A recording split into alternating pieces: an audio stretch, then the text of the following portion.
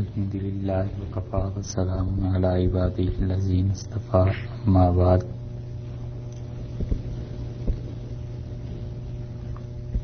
پچھلی نشست میں آپ حضرات سے جو گفتگو ہو رہی تھی وہ خالصتاً اس موضوع پہ تھی کہ تصوف، سلوک، احسان، تزکیہ، تعلق مع اللہ، یہ سب چیزیں کیا ہیں اور اس کا مفہوم شریعت نے کیا بتلایا ہے.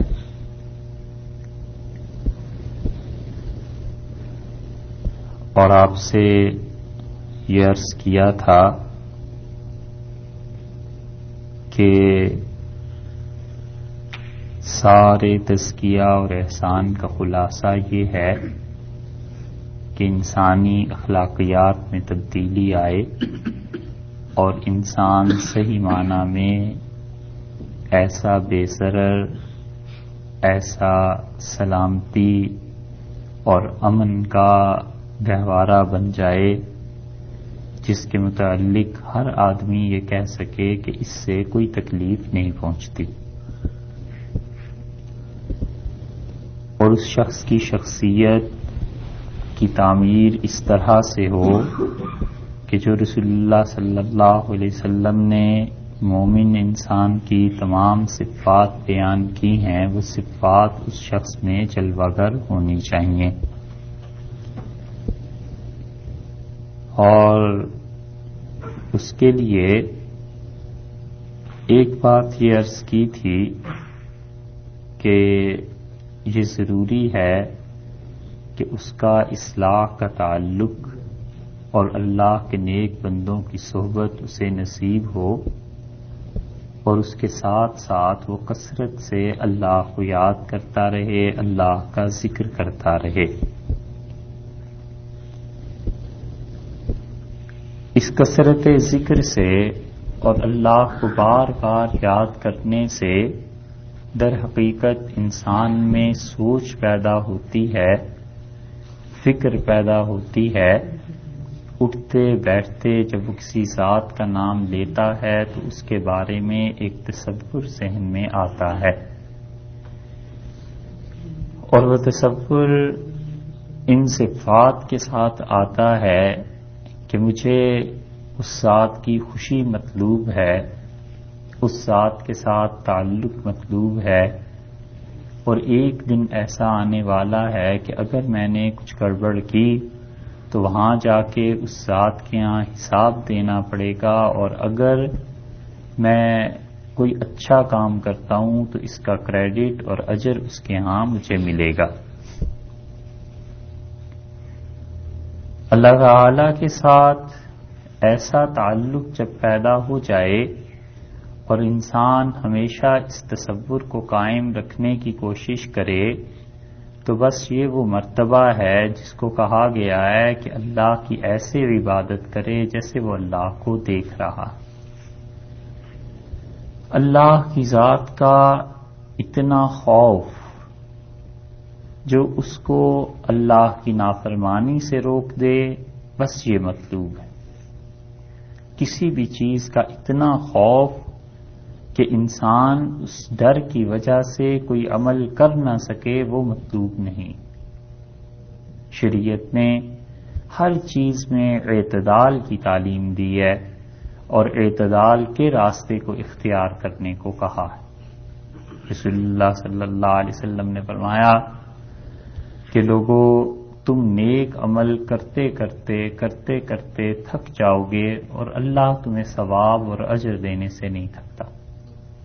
اور آپ نے فرمایا دیکھو سددو، ہمیشہ سیدھے رہو، وقاربو، اور اللہ کا قرب، اس کی قربت کو تلاش کرنے کی فکر میں رہو، اس کے قریب ہوتے رہو، اور کچھ تھوڑا سا حصہ رات کو اللہ کی عبادت میں صرف کرو، یعنی آخری پہر اٹھو اور اللہ سے عبادت کرو، توفیق مانگو، استغفار کرو، اور کچھ حصہ اللہ کی یاد میں صبح کے وقت لگا دو. اور آپ نے فرمایا کہ جو شخص مسلسل چلتا رہتا ہے وہ اپنی منزل تک پہنچ جاتا ہے.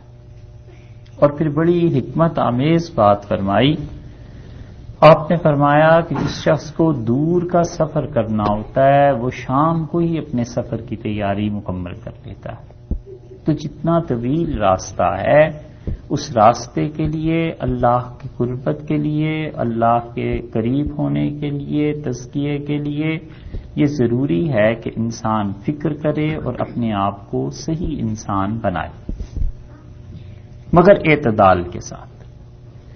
اسی لیے مشکات کی روایت میں یہ آیا ہے، رسول اللہ صلی اللہ علیہ وسلم نے فرمایا دیکھو اعتدال کے ساتھ چلتے رہو، کبھی اپنے اوپر بوجھ نہ لاد لینا. اور یہ جو تم دیکھتے ہو اجڑے ہوئے خدا کی عبادت کے گھر، یہ یہودیوں کی عبادت گاہیں، یہ عیسائیوں کے گرجے، یہ تم سے پہلی قومیں تھیں جنہوں نے اپنے اوپر سختی کی اور اللہ نے بھی ان پر سختی کی، اور نتیجہ یہ نکلا کہ وہ اللہ کی عبادت سے جاتے رہے اور خدا کے قرب کا راستہ انہوں نے چھوڑ دیا.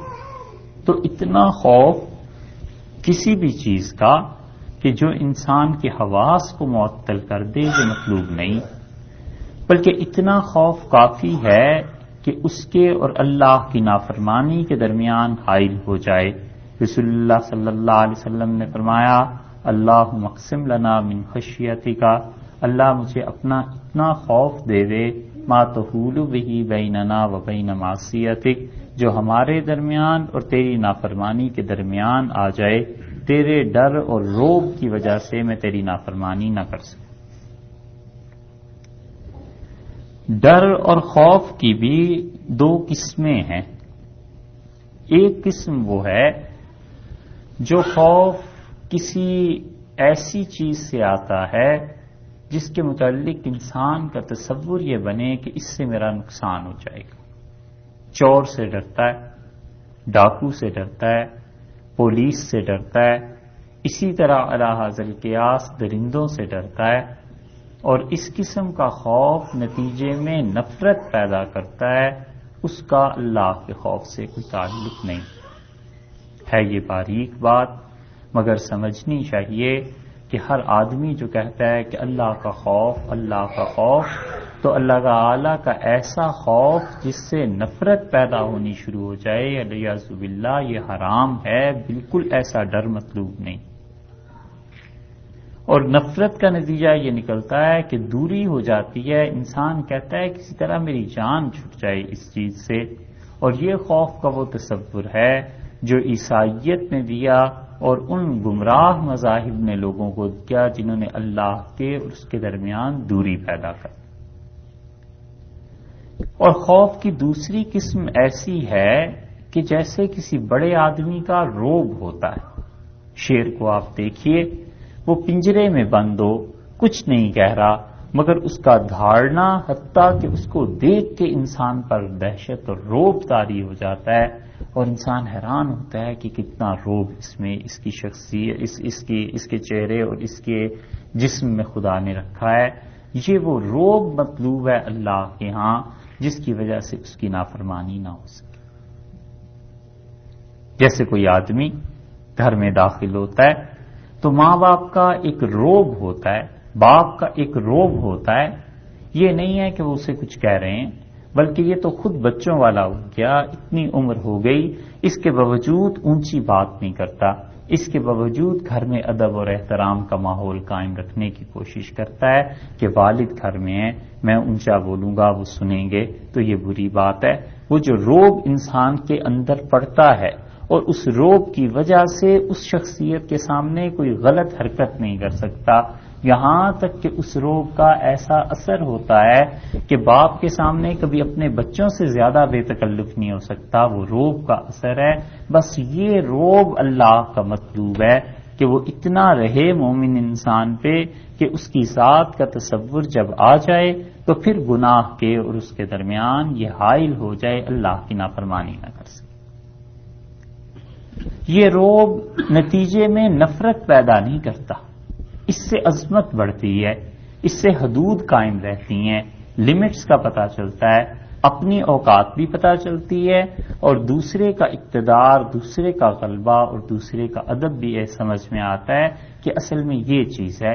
بس رسول اللہ صلی اللہ علیہ وسلم نے یہ جو کہا کہ اللہ اپنا اتنا خوف دے دے کہ میرے درمیان اور تیری نافرمانی گناہ کے درمیان حائل ہو جائے، اس خوف کی وجہ سے میں تیرا گناہ نہ کروں، یہ اللہ کے ہاں مطلوب ہے۔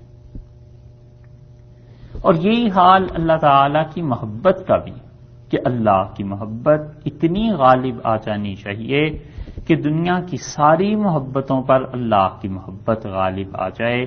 اسی لیے قرآن پاک میں اللہ تعالی نے جن چیزوں کو فتنہ فرمایا ہے، اس کا مطلب یہ نہیں ہے کہ فتنہ کوئی مصیبت اور پریشانی کی بات ہے۔ اس فتنے کا مطلب وہ نہیں ہے جو اردو زبان میں استعمال ہوتا ہے۔ فتنے کا مطلب ہے جانچ، فتنے کا مطلب ہے پڑتال، ایگزامینیشن، امتحان، کسوٹی، پرکھ، کہ تمہیں اس میں پرکھ رہے ہیں کہ تم لوگ اس میں کتنا پورا اترتے ہو۔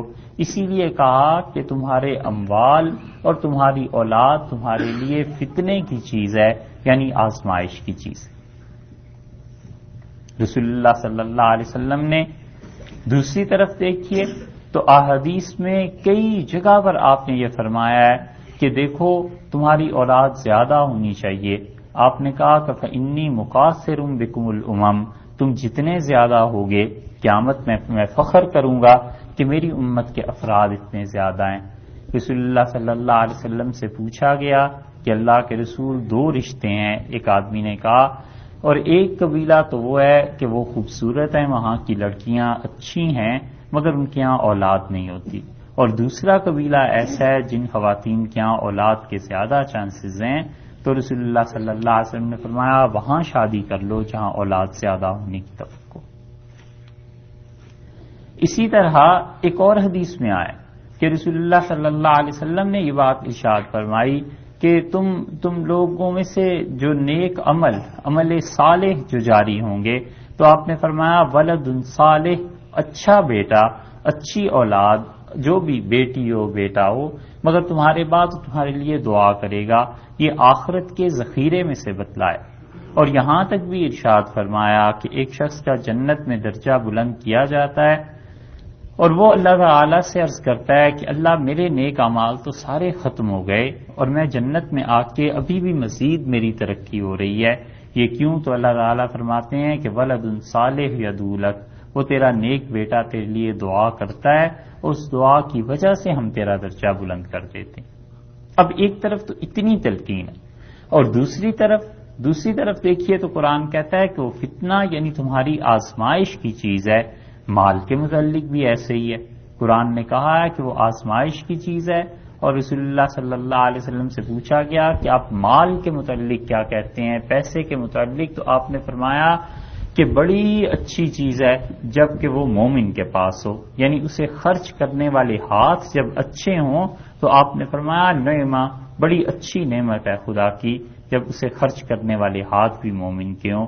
اسی طرح اللہ تعالی نے خود بھی کہا ہے کہ ہم نے لوگوں کے دلوں میں مال کی محبت رکھی ہے، اور جب کسی انسان کے دل میں مال کی محبت آ جائے تو ذرا سوچئے پھر اس کا کیا حال ہوگا۔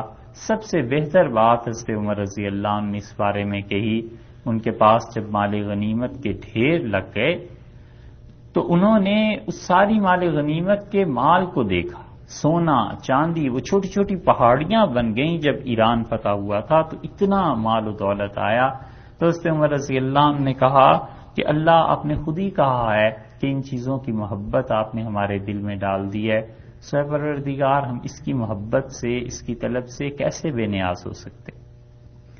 اور پھر کہا پروردگار اتنا کر دیجئے کہ جس چیز کی محبت آپ نے ہمارے دل میں ڈال دی ہے، بس یہ توفیق دے دیجئے کہ اس ساری چیز کو آپ کی اطاعت اور بندگی میں خرچ کریں۔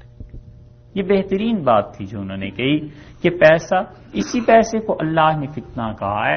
وہ فتنہ سے مراد یہ ہے کہ یہ تمہاری آزمائش ہے، پرکھ ہے، جانچ ہے، تمہارے لیے امتحان ہے۔ تو جو فتنہ امتحان بن جاتا ہے وہ اس وقت جب ایک طرف اللہ کی محبت آ جائے اور دوسری طرف اولاد اور پیسے کی محبت آ جائے، تو اب مومن کے لیے امتحان ہو جاتا ہے کہ وہ سچ بولتا ہے یا اپنی اولاد کی سائیڈ لیتا ہے۔ وہ حرام کا مال کماتا ہے یا اللہ کے حکم کو دیکھتا ہے. دونوں چیزوں میں سے جب اللہ کی محبت غالب آ جائے گی اور خدا کی محبت اسے روکے گی کہ اپنی اولاد کے لیے یا مال کی مزید بڑھوتی کے لیے وہ حرام کے ذرائع اختیار نہ کرے، تو پھر اس کا مطلب ہے اسے اللہ سے واقعی محبت.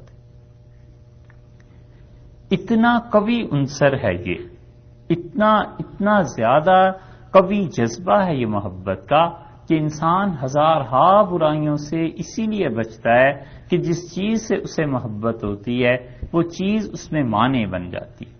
ایک شخص کو مال کی محبت ہے، فرض کر لیجئے، تو بہت سی جگہوں پر برائی پر اس لیے بھی کبھی کبھی نہیں خرچ کرتا کہ اس برائی پر خرچ کروں گا تو یہ وقتی لذت ہے ختم ہو جائے گی اور مال میں کمی واقع ہو جائے گی.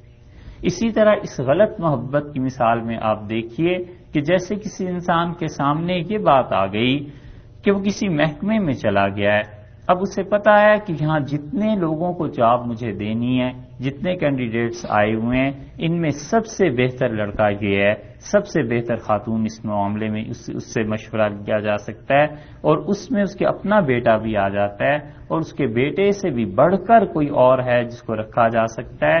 تو اب اگر اسے یہ احساس رہے کہ اللہ کی محبت ضروری ہے اور اللہ کے سامنے جواب دینا ہے تو یقیناً اپنے بیٹے کو پیچھے کرے گا اور جس کا حق بنتا ہے اسے وہ حق دے گا. اور اگر اللہ کی محبت میں کمی ہے یا خدا کے خوف میں کمی ہے، وہ جو خوف جس کا ہم نے پہلے ذکر کیا ہے، تو وہ یقیناً اس میں پھسل جائے گا. اسی لیے رسول اللہ صلی اللہ علیہ وسلم نے حضرت حسن رضی اللہ عنہ کو دیکھا، وہ اپنے والد حضرت علی رضی اللہ عنہ کے ساتھ آئے اور ان کے چھوٹے بھائی حضرت حسین رضی اللہ عنہ بھی ساتھ تھے. تو آپ نے فرمایا کہ انتما ریحانتئی الجنہ، بچوں تم تو جنت کے پھول ہو، یعنی تم اتنے اچھے ہو، اتنے معصوم ہو، لیکن کیا کریں تمہاری وجہ سے تمہارا باپ بخیل ہو جاتا ہے، یعنی خرچ کرتے ہوئے پیسے ڈرتا ہے کہ اولاد کا کیا بنے گا. اور آپ نے فرمایا تھوڑا سا بزدل بھی ہو جاتا ہے، جہاد میں نہیں جاتا کہ اگر مجھے کچھ ہو جائے گا تو پھر پیچھے اولاد کو کون سنبھالے گا. تو رسول اللہ صلی اللہ علیہ وسلم نے حقیقتاً اس بات کی طرف بھی اشارہ فرما دیا کہ یہ چیزیں اولاد جب ہوتی ہے تو اس میں رکاوٹ بنتی ہے، مگر جب خدا کی محبت اولاد سے زیادہ بڑھ جاتی ہے تو پھر انسان کو خود احساس ہوتا ہے کہ اس وقت اللہ کو میرے خون کی ضرورت ہے، اس وقت اللہ تعالیٰ کے دین کو میری جان کی ضرورت ہے، اس وقت خدا کا حکم یہ ہے کہ میں اپنی اولاد کی بجائے اللہ کے دین کے لیے خرچ کروں. اور کبھی احساس ہوتا ہے کہ اس وقت حکم یہ ہے کہ میں اللہ کی یہ بات مانوں اور اپنی اولاد پر خرچ کروں. تو اللہ کی محبت معیار بن جاتی ہے اس انسان کا، اور یہی معیار ہونا چاہیے کہ اللہ تعالیٰ کا حکم کیا ہے. بس سیدھی سادی سی کسوٹی ہے کہ خدا کا حکم کیا ہے. ایک انسان کو پتا ہے کہ گھر میں بیوی اکیلی ہے، اس کا کوئی اور یہاں پوچھنے والا نہیں ہے، اور اسے ضرورت ہے کہ میں اس کے پاس ٹھہروں، چاہے وہ کسی بھی ضرورت کی وجہ سے ہے، اسے خوف ہے، ڈر ہے، کچھ اور چیز ہے، اور اس کے ذہن میں یہ آ جائے کہ 50 میل پہ مجھے جانا ہے لیکن آج جمعہ ضرور پڑھنا ہے کیونکہ اس کو تو چھوڑا نہیں جا سکتا. تو در حقیقت اپنی خواہش کی اتباع ہے، اپنے آپ پر چلنا ہے، وہ دین پہ چلنا نہیں. کیونکہ اللہ کا حکم تو یہ ہے کہ اگر اسے حقیقتاً تمہاری ضرورت ہے تو تم ٹھہرو اور وہیں ظہر پڑھو اپنے گھر میں تاکہ اس کی دیکھ بھال ہو جائے، یہ چیزیں ہو جائیں. ایک آدمی رسول اللہ صلی اللہ علیہ وسلم کے پاس حاضر ہوا اور اس نے کہا اللہ کے رسول مجھے جہاد میں جانا ہے، اور میرے لیے مسئلہ یہ ہو گیا ہے کہ میں جب گھر سے نکلا تھا تو میری والد اور والدہ دونوں رو رہے تھے. تو رسول اللہ صلی اللہ علیہ وسلم نے فرمایا تمہاری ضرورت نہیں ہے، تم لوٹ جاؤ اور جا کے اسی طرح انہیں ہنساؤ اور خوش کرو جس طرح تم انہیں روتا ہوا چھوڑ کے آئے ہو. تو اس سے فقہا نے یہی نتیجہ نکالا ہے کہ وہ کہتے ہیں کہ ترجیحات کا تعین ہونا چاہیے کہ کس وقت کس چیز کی ضرورت ہے، شریعت کا تقاضا کیا ہے، اس کے مطابق چلے. متعدد مثالیں آپ کو اس کی ملیں. ایک جگہ دین کی بحث ہے، بات ہے، علم ہے، تعلیم ہے.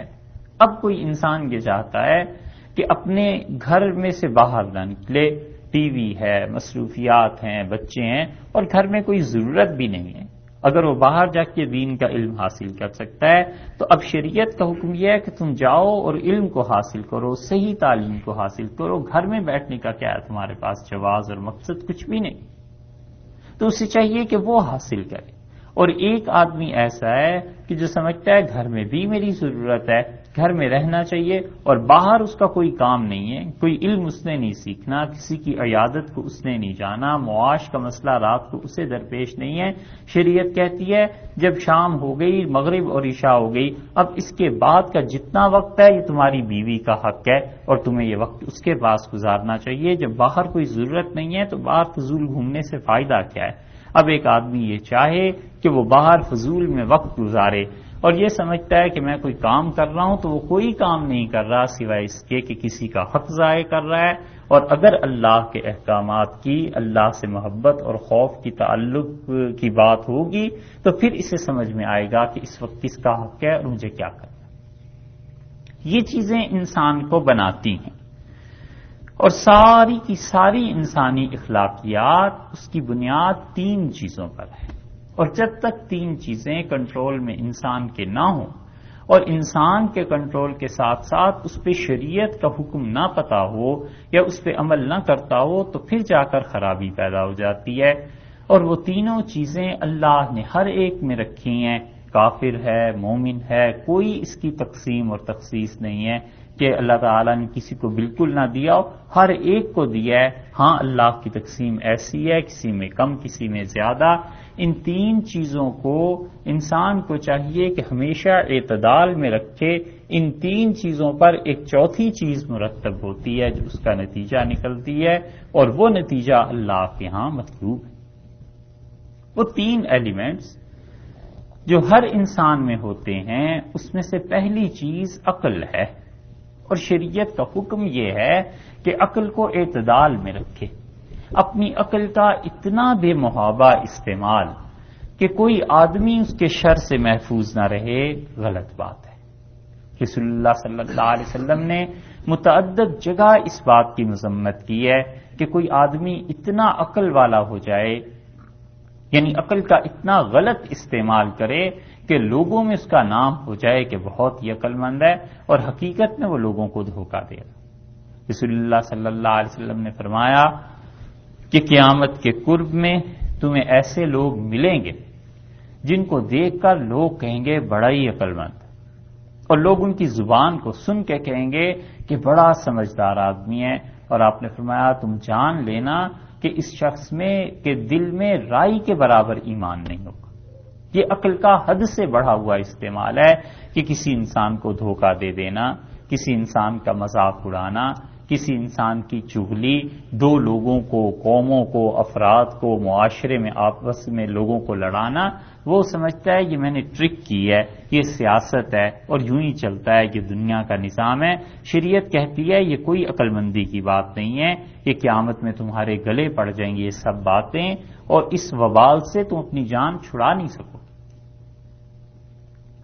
اسی لیے اللہ تعالی نے فرمایا ہے کہ لوگوں میں تمہیں ایسے لوگ بھی مل جائیں گے یعجبک قولہ فی الحیات الدنیا، دنیا کی زندگی میں اس کی باتیں تمہیں بڑی دلچسپ معلوم ہوں گی، بہت اچھی لگیں گی۔ اور ایک جگہ فرمایا اخذتہ العزت بالاسم، گناہ کر کے وہ سمجھتا ہے اس کی عزت میں اضافہ ہو۔ یہ زیادہ واضح آیت ہے سمجھنے کے لیے کہ کوئی اسے روکتا ہے کہ یہ گناہ کی بات ہے، وہ گناہ بھی کرتا ہے، پھر اس پہ فخر بھی کرتا ہے، لوگوں کو بھی بتاتا ہے کہ آج میں نے یہ حرکت کی ہے، تو وہ گناہ اس کے لیے عزت میں اضافے کا باعث ہیں۔ گویا وہ لوگوں پر روب جمانا چاہتا ہے کہ میری عقل دیکھی، لوگوں سے دھوکہ کر لیا، فراڈ کر لیا، کسی کے پیسے مار لیے، کچھ اور ایسی حرکت کر لی۔ یہ عقل کا وہ غلط استعمال ہے جس کو شریعت نے حرام قرار دیا ہے، اور یہ پہلی چیز ہے جو حد سے بڑھ گئی۔ اور اسی طرح عقل حد سے کم ہو جائے، اتنی کم ہو جائے کہ انسان صحیح اور غلط میں بھی تمیز نہ کر سکے، اتنی کم ہو جائے کہ انسان عام زندگی میں بھی اس عقل کا استعمال نہ سیکھ سکے. رسول اللہ صلی اللہ علیہ وسلم نے ایسے ہی اس کی بھی مذمت کی ہے، جیسے عقل حد سے بڑھی ہوئی ہو اس کی بھی مذمت کی ہے. اس کے نتیجے میں عیاری مکاری پیدا ہوتی ہے اور اس کے نتیجے میں حماقت پیدا ہوتی ہے. دونوں کو ختم کرنے کا حکم دیا ہے کہ اعتدال میں رہو. اور اتنی بڑی بات رسول اللہ صلی اللہ علیہ وسلم نے ارشاد فرمائی. آپ نے کہا لوگوں، جنت میں لوگوں کے درجات ان کی عقل کے مطابق ہوں گے. اب اس کا کیا مطلب؟ اس کا مطلب یہ ہے کہ جس انسان نے اپنی عقل کو نہ تو اتنا ہی کم استعمال کیا کہ احمق ہو، اور نہ اتنا بڑھا چڑھا کے کہ لوگوں کے لیے وبال جان بن گیا، بلکہ اپنی عقل کو اعتدال میں رکھ کے استعمال کرتا رہا اور سوچتا رہا کہ یہ چیز مجھے آخرت میں بھی نفع دے گی یا نہیں دے گی، یہ چیز مجھے قیامت میں کام آئے گی یا نہیں آئے گی، یہ چیز جو میں کر رہا ہوں اس کا آخرت پہ کیا نتیجہ مجھے انجام میں ہوگا، تو خود بخود اس کے جنت میں درجات بلند ہوں گے. اسی لیے رسول اللہ صلی اللہ علیہ وسلم کے متعلق کہا گیا کہ سب سے زیادہ عقل مند انسان وہ تھے کیونکہ ان کی ایک ایک بات میں حکمت تھی، وہ جانتے تھے ان چیزوں. حضرت عثمان رضی اللہ عنہ کے دور میں مدینہ منورہ میں گندم کی کمی ہو اور پتہ چلا حضرت عثمان رضی اللہ عنہ کو کہ ایک قافلہ آیا ہے اور ابھی شہر سے باہر ہے. حضرت عثمان رضی اللہ عنہ نے اس قافلے کے جو لوگ بھی آئے تھے ان سے بات چیت کی کہ تم گندم کو لے آؤ اور میں تم سے خریدنا چاہتا ہوں، اور اس کو عوام میں تقسیم کرنے کا ان کا ارادہ تھا. کچھ لوگوں کو جب پتا چلا کہ امیر المومنین خرید رہے ہیں تو حضرت عثمان رضی اللہ عنہ کے پاس آئے اور انہوں نے کہا کہ حضرت اگر آپ اجازت دیں تو وہ جو مال آپ نے خریدا ہے ہم اس کا سودا کر لیں. تو حضرت عثمان رضی اللہ عنہ کہا کہ کتنا دے سکتے ہو؟ انہوں نے کہا جی آپ کو اس پہ 10% منافع دے دیں گے. حضرت عثمان رضی اللہ عنہ کا یہ تو تھوڑا ہے. انہوں نے کہا اس کو بڑھا لیں، حتیٰ کہ وہ 50% پہ پہنچے اور پھر 100% پہ ان کا 100% منافع دے دیں گے. حضرت عثمان رضی اللہ عنہ کا نہیں، مجھے تو اس سے زیادہ مل رہا ہے. تو لوگ چپ ہو گئے. انہوں نے کہا آپ کو کون اس سے زیادہ دے رہا ہے؟ انہوں نے کہا تمہیں پتا ہے کہ اللہ تعالیٰ نے یہ بتایا ہے کہ اگر میں اس گندم کو خرید کے لوگوں میں تقسیم کر دوں اور ان سے کچھ نہ لوں اور اللہ اسے قبول کر لے تو اس نے تو کہا ہے کہ میں ایک نیکی کے عوض میں 700 گنا دوں گا. تو مجھے تو 700 گنا وہاں سے مل رہا ہے، میں تو اتنے تھوڑے سودے کو نہیں برداشت کر سکتا. یہ عقل کی بات تھی، یہ سمجھداری کی بات تھی. دو آدمیوں میں جھگڑا ہو جاتا ہے اور ایک دوسرے کو معاف کر دیتا ہے باوجود حق پہ ہونے کے. یہ بڑی عقل مندی اور دانائی کی بات ہے کہ وہ اپنا انتقام نہیں لیتا اور اللہ کے لیے معاف کر دیتا ہے. کوئی یہ سمجھے کہ یہ انسان اب دب گیا ہے اور یہ مجھ سے بدلہ نہیں لے سکتا، یہ بات نہیں ہے. بات وہ ہے جو رسول اللہ صلی اللہ علیہ وسلم نے ارشاد فرمائی. آپ نے فرمایا تم میں سے کوئی شخص حق پر ہو اور اس کا حق بنتا ہو اور قدرت ہو اسے اپنا حق لینے کی بھی، اس کے باوجود معاف کر دے تو فرمایا انا زعیم بہی ببیتن، میں اس کے ساتھ وعدہ کرتا ہوں کہ جنت کے درمیان ایک گھر اسے لے کے دوں گا. اب یہ روزمرہ زندگی میں پیش آتی ہے بات. کئی مرتبہ ایسے ہوتا ہے کہ $1 $2 $10 $20 میں کئی مرتبہ ایسے ہوتا ہے کہ اپنے حق میں رائٹ پہ انسان کو، اور گاڑی چلا رہا ہے، اسے پتا ہے کہ حق میرا بنتا ہے کہ میں نے گزرنا ہے، اور دوسرا آدمی ہے. اب اس نے کیا کیا؟ اس کا یہ بھی حق ہی ہے نا احتجاج کے طور پہ یہ ہارن بچا دے تاکہ دوسرے کو غلطی کا احساس ہو کہ اس نے کیوں کیا ہے. یہ اپنے حق ہونے کے باوجود بھلا دیتا ہے، چھوڑ دیتا ہے کہ اچھا کچھ نہیں ہے، درگزر کر لیا. بظاہر کی ایک چھوٹی سی چیز ہے، اب وہ دوسرا سمجھ رہا ہے کہ دیکھو اس کو پتہ ہی کچھ نہیں چلا، میں نے کیسے بے وقوف بنا لیا.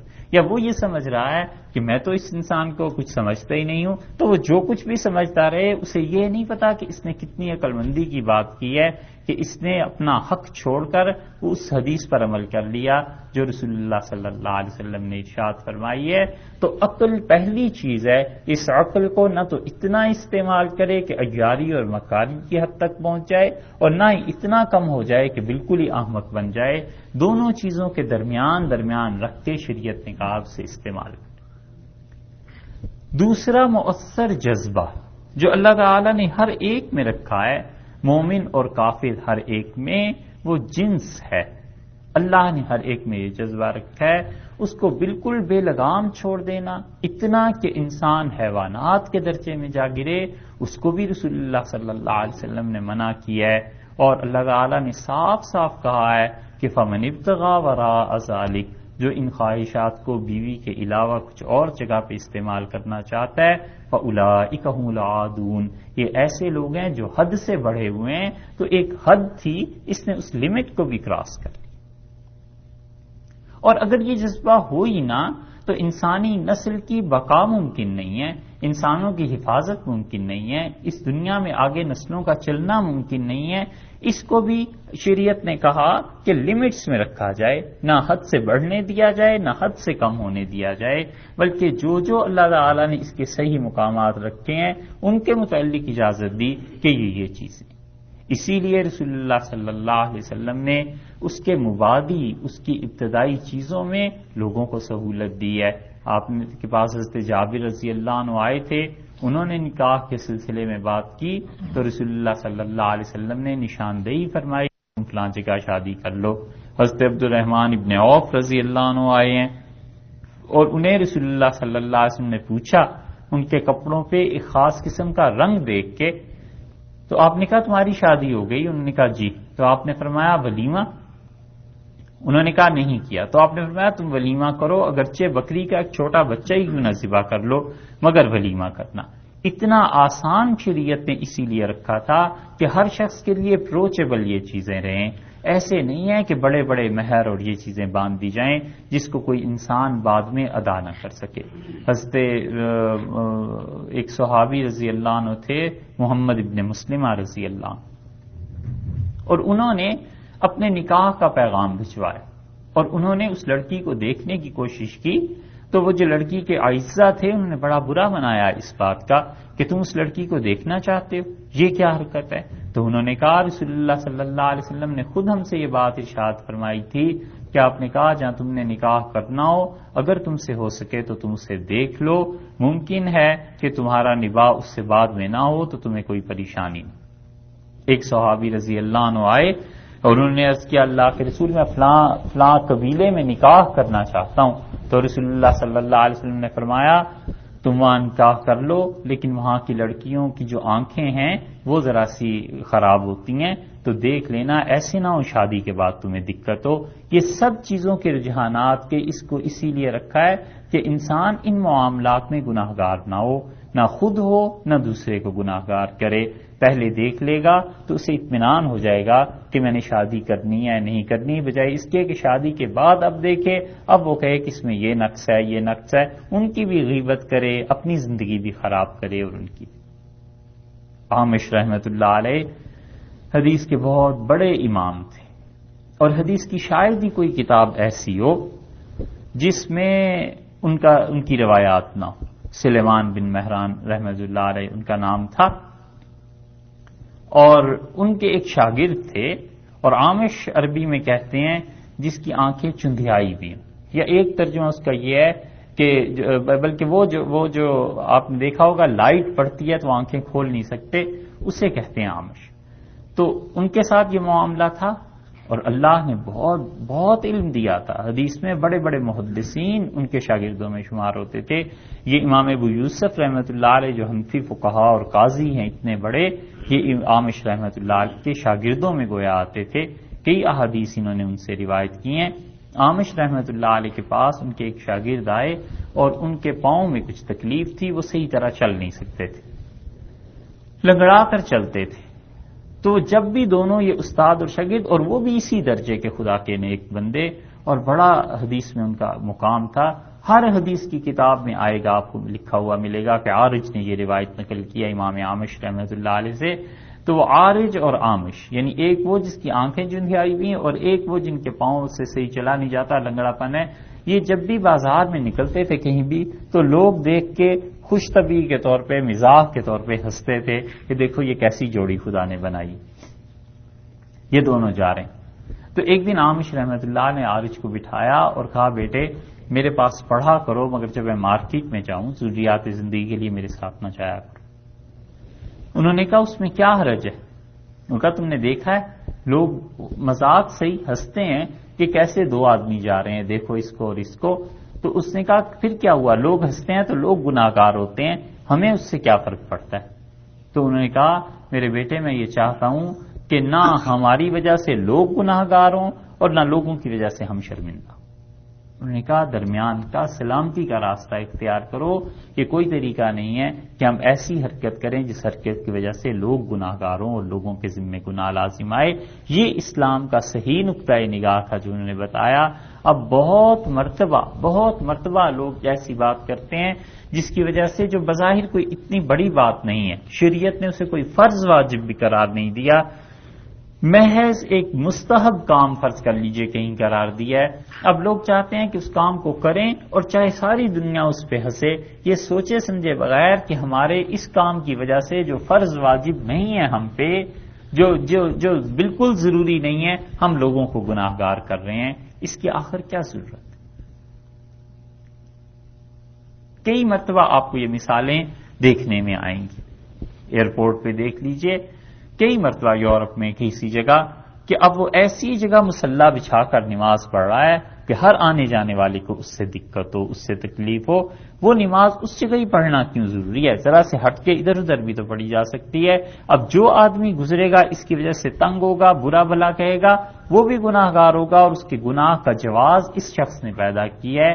یہ ہے بنیادی طور پہ شریعت کی بات کہ وہ کہتے ہیں ایسی حرکت کرو ہی نہیں جس کی وجہ سے لوگوں کو بھی گناہگار کرو اور خود بھی گناہگار ہو جاؤ، لوگوں کو بھی غیبت کرنے کا موقع ملے. ایسی چیزیں تو یہ ایسی بنیادی چیزیں ہیں جن چیزوں کو انسان کو سوچنا چاہیے.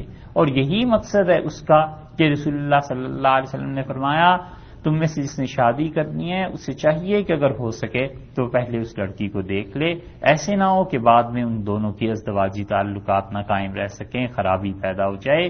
یہ شریعت نے آزادی اور اطمینان دیا. حضرت عمر رضی اللہ عنہ نے اپنے ایک بیٹے کی شادی کرنی اور انہوں نے اپنے بیٹے کو حکم دیا کہ فلاں قبیلے میں تمہاری شادی کرنے والا ہوں اور تم وہاں کی لڑکیوں کو دیکھ لینا وہ کیسی ہیں، اور جب تم ہاں کرو گے تو میں اس وقت ہاں کروں گا. لوگوں نے کہا کہ امیر المومنین آپ کے انتخاب کو کون رد کر سکتا ہے؟ تو انہوں نے کہا زندگی میرے بیٹے نے گزارنی ہے میں نے. اور یہ بات تمہارے نبی صلی اللہ علیہ وسلم سے میں نے سنی تھی، اور پھر اس حدیث کو انہوں نے دہرایا. تو یہ چیز ایسی ہے. اب اس لیے جنس کے معاملے میں انسان اگر اتنی بے رغبتی اور زہد اور اتنا زیادہ اختیار کر لے کہ گویا اسے کوئی تعلق ان چیزوں سے نہیں رہا، بڑی خطرناک بات ہے. کسی وقت بھی گناہ کا خدشہ لاحق ہو سکتا ہے. اور دوسری طرف اس کی وہ ہے کہ انسان اپنے اوپر کوئی چیک ہی نہ رکھے. شریعت نے اس سے بھی منع کیا ہے. جب یہ جذبہ کنٹرول میں رہے گا، جیسے عقل کنٹرول میں رہے گی تو جنت کے درجات ہیں نا، یہ جذبہ جب کنٹرول میں رہے گا تو آپ یہ سمجھ لیجئے کہ شاہ ولی اللہ صاحب محدث دہلوی رحمۃ اللہ علیہ نے ایک جگہ اس کی بڑی اچھی مثال دی.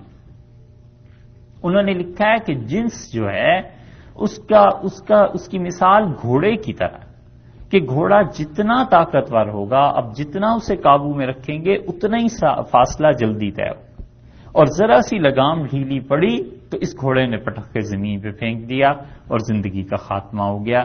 بس اسی طرح ہے کہ ان خواہشات کو جب تک آدمی لمٹس میں رکھتا ہے اور اندر سے یہ تقاضے ابھرتے رہتے ہیں اور اس کی قربانی دیتا چلا جاتا ہے، بار بار اس کی خواہشات کو رد کرتا ہے اور اسے بار بار صحیح لائن پہ لانے کی کوشش کرتا ہے، تو یہ اندر کی کشمکش، یہ اپنی خواہشات کی قربانی دینا اور یہ اپنی خواہشات کو مارنا اور یہ کچلنا اپنے نفس کو کہ دیکھو اللہ کا حکم یہاں پہ یہ ہے، میں یہ کام نہیں کر سکتا، یہ خدا کے قرب میں اضافے کا باعث بن جائے گی.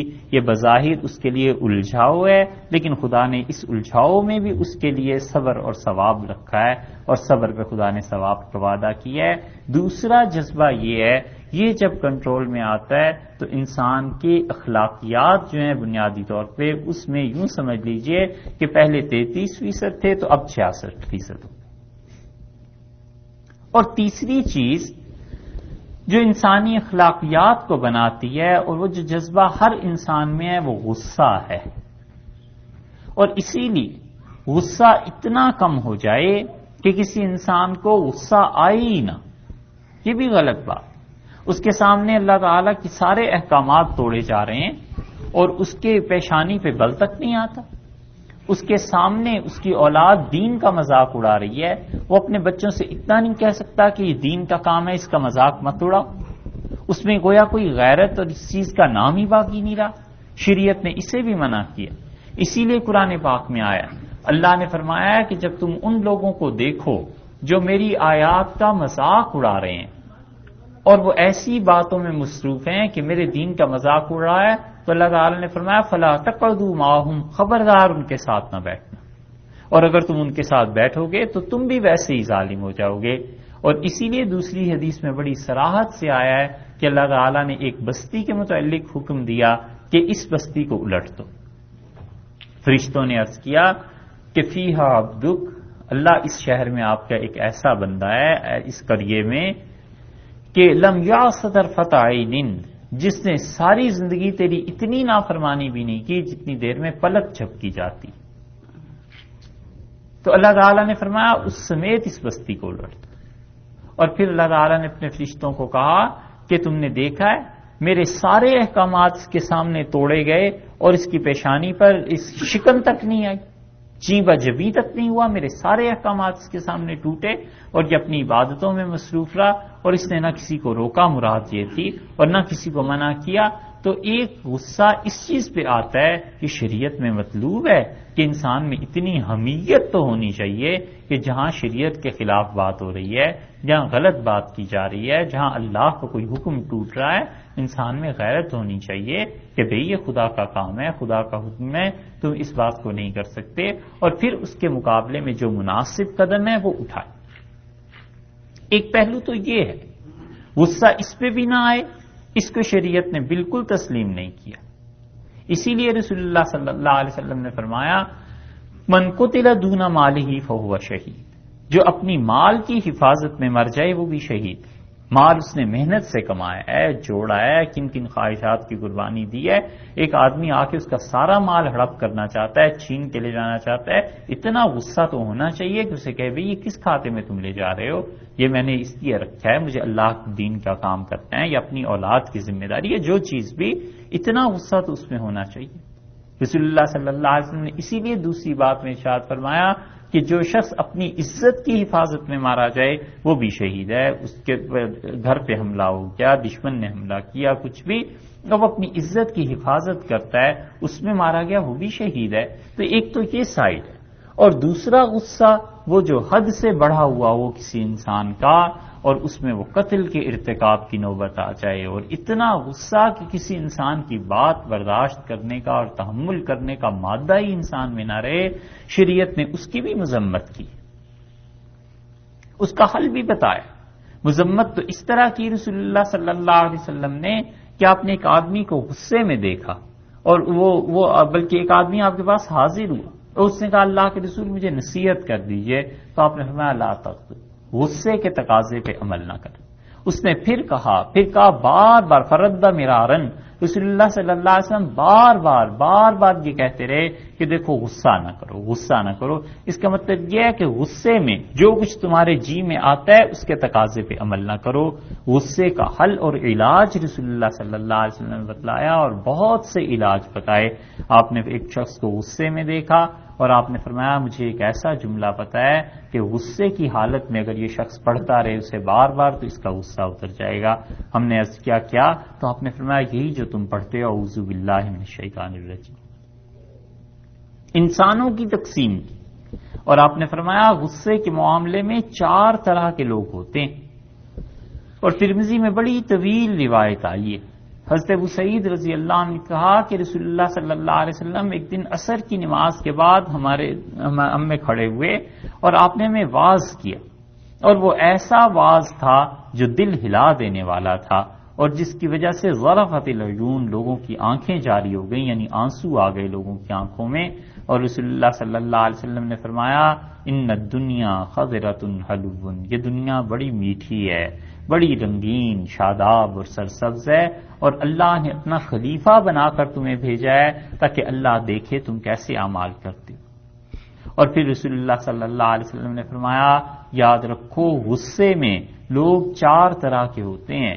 کچھ ایسے ہوتے ہیں جو بہت جلدی غصے میں آتے ہیں اور بہت جلدی ٹھنڈے بھی ہو جاتے ہیں۔ اور آپ نے فرمایا کچھ دیر سے غصے میں آتے ہیں اور دیر سے ٹھنڈے ہوتے ہیں، یہ دونوں ایک دوسرے کی ضد ہیں، نہ ان کی مذمت کی نہ ان کی تعریف کی، بلکہ فرمایا یہ دونوں انسانوں میں ایک دوسرے کی ضد پائی جاتی ہے، ایسے بھی لوگ ہیں اور ایسے بھی۔ اور آپ نے فرمایا کچھ لوگ جلدی غصے میں آتے ہیں اور دیر سے ان کا غصہ اترتا ہے، اور یہ بدترین لوگ ہیں غصے کے بارے میں۔ غصہ تو فوراً آیا اور اترتے ہوئے دوپہر، شام بیت گئی، شام کیا سال ہا سال اس غصے کا انتقام دل میں باقی رہتا ہے کہ اس شخص نے فلاں موقع پہ یہ بات کہی تھی، اس نے فلاں موقع پہ یہ کردار ادا کیا تھا، اب یہ کبھی میرے قابو میں آ جائے تو میں اس کے ساتھ ایسے کر دوں، میں اس کو یہ سزا دوں۔ یہ اس غصے کا اثر ہے، اور یہ ہے دل میں بغض کی کیفیت، کینے کی کیفیت۔ اور آپ دیکھیے اللہ نے کیا بات ہمیں بتائی، اللہ تعالیٰ نے کہا ہے کہ ہمارے بندے تو وہ ہیں جو ہم سے دعا کرتے ہیں، اور وہ دعا میں کہتے ہیں ربنا اغفر لنا، اللہ ہماری خطاؤں سے درگزر فرما، وَلِإِخْوَانِنَا الَّذِينَ سَبَقُونَا بِالْإِيمَانِ، اور اللہ ہمارے ان بھائیوں کو بھی بخش دے جو ایمان لے کر اس دنیا سے چلے۔ کتنی امن، سلامتی اور اطمینان کی دعا۔ ہم سب لوگوں کے آباء و اجداد، بڑے بھائی بہنیں، چھوٹے بڑے، سب جو دنیا سے ایمان لے کے چلے گئے، ان سب کے لیے اس مومن انسان نے یہ دعا کی۔ یہ دعا جب کرتا ہے، سمجھ کے کرتا ہے، تو آپ سوچیے اس وقت دل میں آتا ہی ہوگا نا کہ فلاں نے تو بڑا ظلم کیا تھا، چچا نے، تایا نے، پھوپھی نے، فلاں نے، ممانی نے، کسی نے یہ ظلم کیا تھا، یہ سب چیزیں ذہن میں آتی ہوں گی۔ اس کے باوجود کہتا ہے کہ وَلِإِخْوَانِنَا الَّذِينَ سَبَقُونَا بِالْإِيمَانِ، اللہ جو ایمان لے کے دنیا سے چلے گئے ان سب کی مغفرت کر۔ جب یہ بار بار کہے گا تو دل دھلے گا یا نہیں دھلے گا؟ دل ایک دن تو صاف ہو گئی۔ اور پھر اس کے بعد دوسری بات جو کہی ہے وہ یہ کہ وہ کہتے ہیں ہم سے کہ وَلَا تَجْعَلْ فِي قُلُوبِنَا غِلًّا لِلَّذِينَ آمَنُوا، اور اللہ جتنے ایمان والے زندہ ہیں ان میں سے کسی کے متعلق بھی میرے دل میں کوئی کھوٹ باقی نہ رہنے۔ جب یہ کہے گا کہ اللہ جتنے اس وقت مسلمان زندہ ہیں کسی کے متعلق میرے دل میں کھوٹ کو باقی نہ رہنے دے، جب یہ بار بار پڑھے گا اس آیت کو، یہ دعا مانگے گا تو یاد آئے گا نا کہ کس کے متعلق میرے دل میں کھوٹ باقی، کس کے متعلق میرا دل بجھا رہتا ہے، کس سے میرا دل ناراض رہتا ہے۔ جب یہ دعا کرے گا تو خود بخود اندر سے وہ تزکیہ اور صفائی ہوگی جو صفائی شریعت کو مطلوب ہے۔ تو اس لیے غصے کے معاملے میں رسول اللہ صلی اللہ علیہ وسلم بدترین شخص وہ ہے جسے ایک دم سے غصہ آ جائے اور بہت دیر سے جا کے اترے، اور آپ نے فرمایا سب سے اچھا آدمی غصے کے بارے میں وہ ہے جسے دیر سے غصہ آتا ہے اور جلدی ٹھنڈا ہو جاتا ہے۔ کئی مہینوں میں، سالوں میں غصے کی کیفیت اس پہ آتی ہے، اور اس کے باوجود اتنا ضبط ہوتا ہے اپنے آپ پہ تو گویا غصہ اس نے فوراً ہی اتار دیا، غصہ اس نے معاف کر دیا۔ قرآن پاک میں بھی آیا ہے، اللہ نے فرمایا وَإِذَا مَا غَضَبُوا هُمْ يَغْفِرُونَ، اور ہمارے بندے تو ایسے ہیں کہ جب انہیں غصہ آ جاتا ہے تو وہ معاف کر دیتے ہیں۔ ان کی صفت یہ بیان کی، ایک جگہ فرمایا ہے کہ وَالْقَاظِمِينَ الْغَيْظَ، اور اپنے غصے کو قابو کنٹرول میں رکھنے والے، وَالْعَافِينَ عَنِ النَّاسِ، اور جن کی عادت یہ ہے کہ وہ لوگوں کو معاف کرتے رہتے ہیں۔ اور پھر فرمایا وَاللَّهُ يُحِبُّ الْمُحْسِنِينَ، اللہ ایسے احسان والے لوگوں کو پسند کرتا ہے، خدا کو ایسے بندے اچھے لگتے ہیں، اللہ کو محبت ہے ایسے لوگوں سے، اللہ کو اپنی ساری مخلوق سے بڑی محبت ہے۔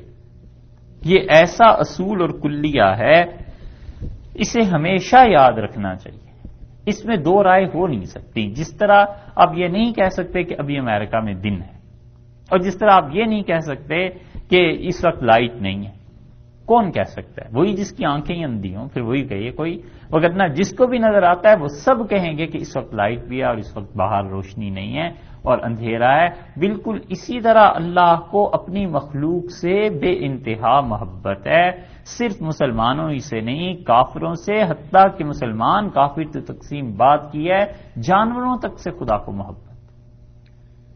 اللہ تعالیٰ کو یہ سب لوگ بڑے اچھے لگتے، اور خدا کو سارے لوگوں سے پیار ہے، وہ کسی کو دکھ اور تکلیف میں نہیں ڈالتا، اور وہ کسی کے لیے یہ تجویز نہیں کرتا کہ اسے ضروری جہنم میں پھینکنا ہے۔ بندہ جب خود ہی اس کے نظام کو توڑنے اور بگاڑنے پہ لگا ہوا ہو تو پھر تو عدل اور انصاف ہونا چاہیے نا، وگرنہ تو اسے اتنی محبت ہے کہ جو رجوع کرتا ہے اسے معاف کر دیتا ہے، جو اس کی طرف لپکتا ہے۔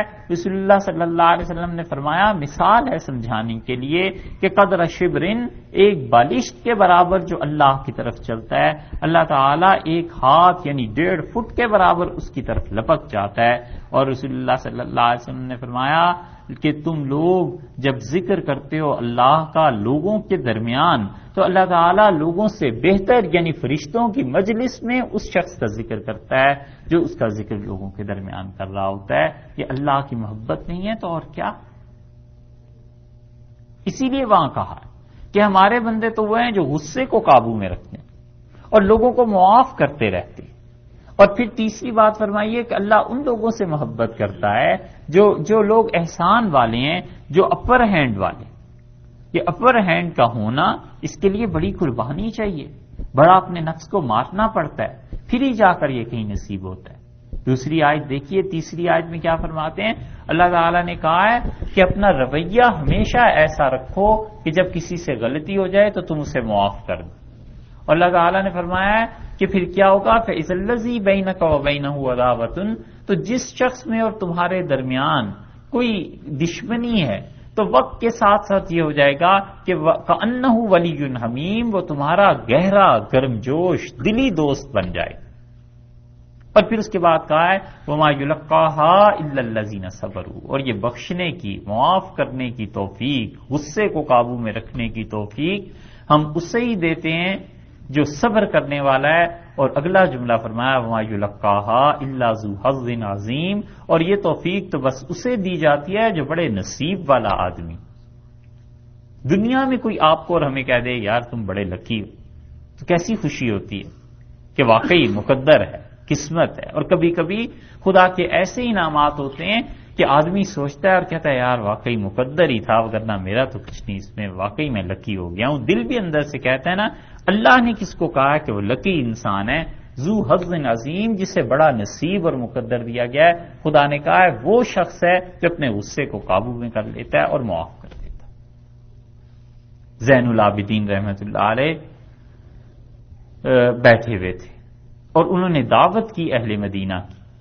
ان کے یہاں بیٹا ہوا تو انہیں خوشی تھی، عقیقے کا موقع تھا، اور عقیقے میں انہوں نے اپنے قرب و جوار کے جو بھی ان کے تھے جاننے والے ان سب کی دعوت کی، اور بیٹے کو منگایا، بچے کو، تاکہ لوگ اسے دیکھیں۔ اور بچہ لا کے ان کی گود میں رکھا گیا اور اسی وقت کھانا شروع ہوا۔ اور ان کی باندی تھیں، اور وہ عربوں کی جو اب بھی ہے روایت، وہ بھی قدیم زمانے میں بھی ہوئی تھی، ایک بھنا ہوا بالکل گرم گرم دمبا بکرا وہ لے کے آئی، اٹھا کر، اور سیخ سے اس نے پکڑا ہوا تھا، اور اس کے ہاتھ سے جو گرا تو اس بچے پہ گر گیا۔ وہ بچہ تو بالکل نازک جان تھی، وہ جل گیا، اور اس نے دیکھتے ہی دیکھتے وہیں تڑپ کے جان لی۔ سب لوگ اکٹھے جو دعوت میں تھے وہ لپکے، لیکن کچھ ہو نہیں سکتا تھا، بس ہو گیا جو ہو گیا۔ تو زین العابدین رحمۃ اللہ علیہ کو اس پہ بڑا غصہ آیا۔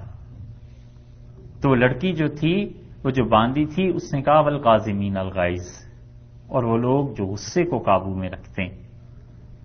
تو انہوں نے نظر جھکا لی، بولے نہیں، بس پھر چپ ہو گئے۔ لوگوں نے دیکھا جب وہ چپ ہو گئے ہیں تو اب کون بولتا؟ پھر اس نے دوسرا اگلا جملہ پڑھ دیا، اس نے کہا والعافین عن الناس، لوگوں کو معاف کرنے والے۔ تو انہوں نے کہا میں نے معاف کیا۔ اس نے پھر اس آیت کا آخری حصہ پڑھ دیا، اس نے کہا واللہ یحب المحسنین، اور اللہ ان کو پسند کرتا ہے جو احسان کرتے ہیں۔ تو فرمایا میں نے تمہیں آزاد کیا۔ یہ اخلاق تھے ان کے جو واقعی بنے ہوئے لوگ تھے۔ اب یہ غصے کی کو اتنا قابو میں رکھنا، آپ خود سوچئے، بچہ ہے اور جل جائے اور یوں ہو جائے تو کچھ نہ کچھ تو کوئی کہتا ہی ہے، سخت سست کچھ برا بھلا تو کہنا چاہیے تھا، مگر اس نے قرآن کی آیات جب پڑھی تو حقیقتاً پتہ چلا کہ یہ شخص بنا ہوا ہے، اتنا غصے پہ قابو ہے اور اتنا معافی کا جذبہ ہے۔ سارے مراحل گزر گئے، زین العابدین رحمۃ اللہ علیہ خاموشی سے تشریف لے گئے، بچے کے جنازے کے لیے بندوبست کیا، کبھی بھول کے ذکر نہیں کیا کہ اس سے ہوا ہے، ایسا مسئلہ ہو گیا یہ وہ، اس لیے کہ وہ اللہ کے لیے معاف کر چکے۔ تو غصہ ایک اس کی حد یہ تھی کہ کنٹرول میں کرے، اور ایک وہ پہلے آپ سے عرض کی کہ انسان بالکل ہی غصے کو چھوڑ دے۔ یہ بھی ان دو سٹیجز کے درمیان شریعت نے بتایا ہے کہ جہاں غصے کا نفاذ ضروری ہے وہاں اسے نافذ کرے، اور جہاں غصے کا نفاذ نہیں ہے وہاں اسے خام خواہ لاگو کرنے کی کوشش نہ کرے۔ کہاں نفاذ ضروری ہے؟ مثلا شریعت نے یہ بتایا ہے کہ رسول اللہ صلی اللہ علیہ وسلم نے فرمایا اپنی اولاد کو ادب سکھانے کے لیے، ان کی تربیت کے لیے، لا ترفعوا عنہم عصاک ادبا، ان کی تربیت کے لیے ان سے لاٹھی کو، ڈنڈے کو الگ نہ کرنا۔ اس کا مطلب یہ نہیں کہ مارنے لگ جانا، مطلب یہ کہ تمہارا روب قائم رہنا چاہیے۔ یہ نہیں ہے کہ اولاد کو اتنی کھلی چھٹی دے دو کہ جو مرضی کرتے رہیں اور تمہارے کہنے سننے میں نہ رہیں، یہ بات غلط ہے۔ اس لیے محاورے میں بات ارشاد فرمائی کہ لاٹھی کو ان سے الگ نہ کرنا، لیکن مطلب یہ بھی نہیں ہے کہ مارنے اسے لگ جاؤ۔ یہ بچوں کو مارنا یہ بڑا نازک مسئلہ ہے، بڑا اہم مسئلہ ہے۔ ہم لوگ اپنے معاشرے کے ہلے ہوئے ہیں، شریعت کے نہیں۔ ہمارے معاشرے میں بچوں کو مارا جاتا ہے۔ ہم نہ اس معاشرے کی بات کر رہے ہیں جو امریکہ میں ہے، نہ اس کی جو ہمارے اپنے ممالک میں ہے۔ ہم صرف اسلام کی بات کرتے ہیں کہ شریعت نے یہ بتایا ہے کہ بچے کو مارا نہیں جا سکتا۔ 7 سال کی عمر تک بچے کو تو نماز جیسی فرض چیز کے لیے مارنے کا حکم نہیں، 10 سال کی عمر تک، اور کس چیز پہ مارا جائے۔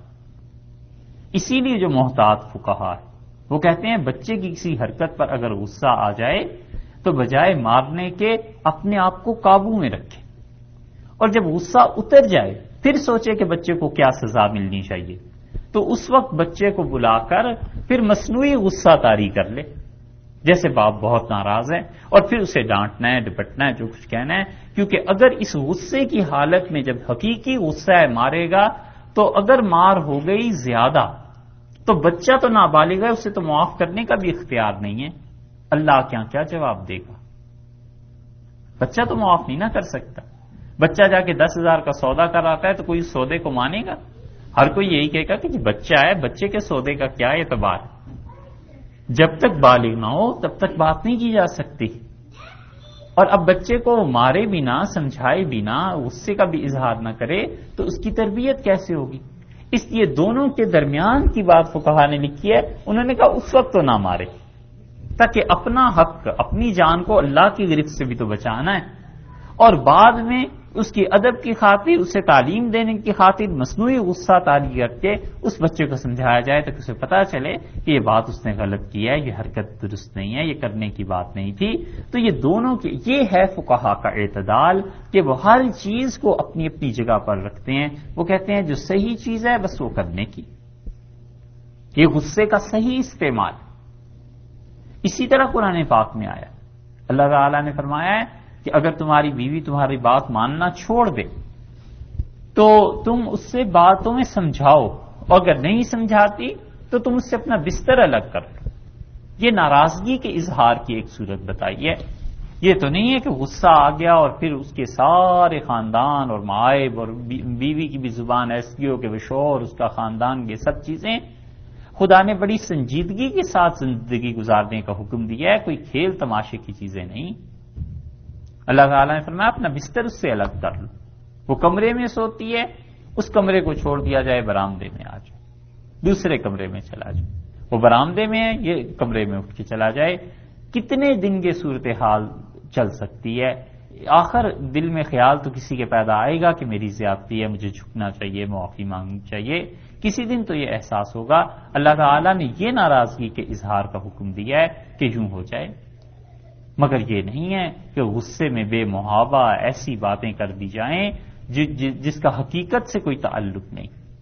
ہمارے ہاں یہ جو غیرت کے نام پہ قتل ہوتے ہیں نا، اور غصے میں آ کے بہن کو مار دیا اور بیوی کو مار دیا، شریعت کا اس سے کوئی تعلق نہیں ہے۔ لوگوں کو یہ بات سمجھانی چاہیے، کیوں اللہ کے دین کو بدنام کرتے۔ حضرت ہلال ابن امیہ رضی اللہ عنہ کے ساتھ واقعہ ایسا آ گیا تھا پیش، اور وہ آئے اور انہوں نے رسول اللہ صلی اللہ علیہ وسلم سے عرض کیا، حضرت سعد رضی اللہ عنہ کے ساتھ آئے۔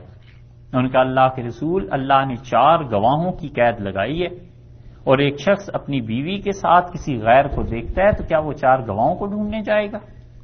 تو رسول اللہ صلی اللہ علیہ وسلم نے سعد، جتنے تم غیرت مند ہو نا اپنی بیوی کے بارے میں، اللہ اس سے زیادہ غیرت والا۔ اسی لیے دوسری روایت میں آیا ہے کہ اللہ تعالیٰ کو سب سے زیادہ نفرت بدکاری سے ہے، اور جب کوئی اس کا بندہ اور جب کوئی اس کی بندی زنا میں مبتلا ہوتے ہیں تو اللہ کو ان پہ بھی ایسی غیرت اور غصہ آتا ہے کہ جس چیز سے میں نے منع کیا یہ کام کیوں کر رہا ہے ایسا. تو ہلال ابن امیہ رضی اللہ عنہ کہتے تھے ہم چپ ہو گئے اور ہم واپس لوٹے اور میں نے صاحب سے کہا کہ میں نے اپنی بیوی کے ساتھ کسی کو دیکھا ہے اور قسم ہے خدا کی ایسے ہی ہوا. انہوں نے کہا میں کیا کر سکتا ہوں، رسول اللہ صلی اللہ علیہ وسلم کے سامنے تمہارا مقدمہ کیا. اور اگلے دن رسول اللہ صلی اللہ علیہ وسلم نے بلا بھیجا اور آپ نے کہا بلاؤ ہلال کو اور سعد کو، اور آپ نے فرمایا تم دونوں کے بارے میں اللہ نے آیات نازل کر دی. اور اللہ تعالیٰ نے کہا ہے کہ جب اپنی بیوی کو اس حالت میں دیکھے تو وہ 4 مرتبہ قسم کھائے اور 5ویں مرتبہ یہ جملہ کہے کہ اللہ کا غضب ہو مجھ پہ اگر میں جھوٹ بولتا ہوں. اور پھر اس کی بیوی بھی 4 قسمیں اٹھائے. یہ 4 قسمیں 4 گواہوں کے قائم مقام ہے. اور 5ویں مرتبہ وہ کہے اللہ کی لعنت ہو. اور آپ نے فرمایا ہلال اب تم بتاؤ. انہوں نے اپنی بیوی کو بلا لیا اور رسول اللہ صلی اللہ علیہ وسلم کے سامنے بٹھایا اور ان کا اللہ کے رسول یہ ہیں اور میرا معاملہ یہ ہے. اب جب قسموں کی بات چلی تو نبی کریم صلی اللہ علیہ وسلم اس عورت کو روکتے رہے. حضرت ہلال رضی اللہ عنہ نے کہا کہ فلاں آدمی کے ساتھ فلاں وقت میں نے اپنی بیوی کو دیکھا ہے اس حالت میں. تو رسول اللہ صلی اللہ علیہ وسلم نے فرمایا کہ ہلال سوچ کے بات کرو اور اگر یہ بات نہ ہوئی تو پھر تمہاری پیٹھ ہے. مطلب یہ کہ درے تمہیں لگنے چاہیے، لگیں گے 80، کیونکہ تم نے ایک پاک دامن عورت پہ تہمت لگا رہے. اللہ کے رسول میں بالکل جھوٹ نہیں کہہ رہا. ہوا یہی. ان کی اہلیہ نے بھی قسمیں اٹھا. جب قسموں سے فارغ ہو گئے 5 مرتبہ کہہ کے آپ نے فرمایا لا یجتمعان ابدا، تم کبھی قیامت تک اب ایک دوسرے کی میاں بیوی نہیں بن سکتے. 3 طلاقوں کی صورت میں تو کوئی حل ہے. یہ لعان اسے کہتے ہیں کہ دونوں طرف سے ایک دوسرے پہ لعنت کرنا. اس کا حکم یہ ہے کہ اب کوئی صورت نہیں ہے ان کے میاں بیوی بننے کی دوبارہ. رسول اللہ صلی اللہ علیہ وسلم نے الگ کر دیا اور آپ نے فرمایا کہ جب بچہ اگر اس عورت کے ہاں پیدا ہونا تو تم میرے پاس لانا بچے کو، اور اگر دیکھو وہ بچہ ایسا ہو کہ اس کی آنکھیں بڑی ہیں اور وہ اس کی پنڈلیاں گٹھی ہوئی ہیں اور ایسی خوبصورت رنگت والا ہے تو یہ ہلال کا بیٹا ہوگا. اور اگر وہ بچہ ایسا ہو کہ اس کی پلکیں لمبی ہیں اور اس کا جسم کھلا ہوا ہے اور ایسا ہے اس کا رنگ سانولا سا ہے تو وہ پھر اس کا بیٹا ہوگا جس کے متعلق کہا گیا ہے. جب وہ بیٹا بچہ پیدا ہوا لایا گیا تو وہ ہو بہو اس کی کاپی نکلی جس کے متعلق تہمت تھی. اب سب سمجھتے تھے رسول اللہ صلی اللہ علیہ وسلم جو کچھ کہا یہ بچہ کس کا ہے. اور آپ نے کہا کیا یہ ہے. یہاں غیرت آ جاتی ہے، قتل کر دو، مار دو اس عورت کو، یہ کرو. آپ نے فرمایا کہ اگر لولا کتاب من اللہ، اگر خدا نے گواہوں کی قید نہ لگائی ہوتی لکان لی ولہا شأن، تو اس عورت کے ساتھ میں ایسی سخت سزا دیتا کہ لوگ یاد رکھتے. پھر کیوں نہیں دی رسول اللہ صلی اللہ علیہ وسلم نے سزا؟ اس لیے کہ اللہ نے گواہوں کی قید فرما دی. اب یہاں پر پہنچ کے آدمی سوچے کہ مجھے اپنے غصے کے تقاضے پر عمل کرنا ہے یا اللہ کے حکم پہ عمل کرنا ہے. اور اگر بنا ہوا ہے آدمی تو وہ کہے گا اللہ نے میرے لیے ایک راہ رکھی ہے، 5 قسمیں وہ اور 5 قسمیں میں، اور ہماری ازدواجی تعلقات زندگی ختم ہو جائے گی دونوں کی. یہ اللہ نے راہ رکھی ہے. اور اب اگر اس کو نہیں کرتا اور اسے قتل کر دیتا ہے تو یہ وہ قانون نہیں ہے جو اللہ نے رکھا ہے. یہ تو اپنے غصے کی تسکین ہے، اپنے جذبات کی تسکین ہے. ایک اور روایت میں آتا ہے رسول اللہ صلی اللہ علیہ وسلم نے اس سے سخت لفظ ارشاد فرمائے. آپ نے فرمایا لولا شہود لرجمناہا، اگر گواہوں کی قید نہ ہوتی تو میں اس عورت کو پتھر مروا کے ہلاک کر دیتا، کیونکہ ثبوت ہو گیا نا وہ بچے کی شکل و شبات اور یہ سب چیزیں. رسول اللہ صلی اللہ علیہ وسلم نے کوئی قدم نہیں اٹھایا اس لیے کہ پتہ ہے کہ اللہ نے یہ گواہوں کی قید رکھی ہے. ہمارے ہاں غیرت کے نام پہ جو قتل ہوتے ہیں اور اس طرح کی چیزیں، یہ در حقیقت غصے کی ایک بڑھی ہوئی کیفیت ہے جو حد سے زیادہ ہے. شریعت نے اس کی مذمت کی ہے کہ کنٹرول کرو. تم اس عورت کے متعلق ایک لفظ ایک جملہ نہیں کہہ سکتے، ہاتھ نہیں لگا سکتے اسے، اس لیے کہ کچھ بھی ہے بہرحال وہ ایک انسان ہے، انسانی زندگی ہے. اپنے جذبات اور اپنے غصے کی رو میں بہہ کے کسی کو زندگی کے حق سے کیسے محروم کیا جا سکتا ہے؟ لوگ اسے سمجھتے ہیں یہ روشن خیالی ہے اور یہ آزادیاں ہیں. یہ روشن خیالی اور آزادی کی بات نہیں، یہ شریعت کی بات ہے. شریعت میں جو آزادی ہے یہ اس کی بات ہے، کوئی یورپ سے متاثر ہونے کی بات نہیں ہے. یہ تو اس وقت کا قانون ہے جب اللہ نے اپنے نبی صلی اللہ علیہ وسلم پہ نازل کیا تھا. تو یہ غصے کو حد سے بڑھا ہوا ہونا شدید مذمت ہے اس کی، اور حد سے کم ہے وہ بھی برا ہے. اعتدال میں رہے، جیسے ہم نے بچوں کے معاملے میں مثال دی. یہ تین چیزیں جب کسی انسان میں پیدا ہو جائیں کہ عقل اعتدال پر رہے، جنس اعتدال پر رہے اور غصہ اعتدال پر رہے، تو ان تینوں چیزوں کے مرکب سے ایک چیز پھر بنتی ہے اور وہ ہے عدل، وہ ہے انصاف. بس. اور یہ جو انصاف ہے، یہ جو عدل ہے، یہ سارا تزکیہ، سلوک، احسان، ذکر، اذکار، ان سب کا خلاصہ یہ ہے کہ عدل قائم رہے. جو جس کا حق ہے اسے ملتے رہنا چاہیے. کافر نے بھی جو زیادتی کی ہے، فرض کیجئے ظلم کیا ہے، جو اس کی سزا ہے اسے ملنی چاہیے. مومن ہے، اس نے کوئی غلط کام کیا ہے، جو سزا ہے اسے ملنی چاہیے. معافی کا جو حقدار ہے اسے معافی پہنچنی چاہیے. ان تینوں چیزوں کے مجموعے کا نام عدل ہے، اور اسی لیے قرآن نے بار بار انصاف پر زور دیا ہے. بار بار یہ کہا ہے کہ عدل کرو، یہاں تک کہا کہ عدلو، اپنے دشمن کے ساتھ بھی انصاف کرو. ولا یجرمنکم شنآن قوم علی اللہ تعدلوا.